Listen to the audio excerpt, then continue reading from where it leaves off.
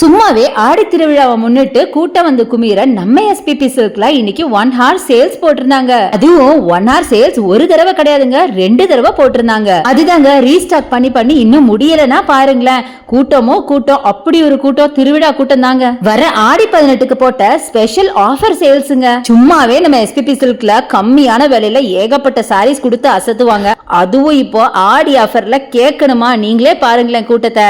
ஆடி முடிய இன்னும் ரொம்ப கம்மியான நாள் தாங்க இருக்கு. சோ எவ்வளவு சீக்கிரம் முடியுமோ அவ்வளவு சீக்கிரம் நம்ம எஸ்பிபி சில்க் வந்து விசிட் பண்ணுங்க.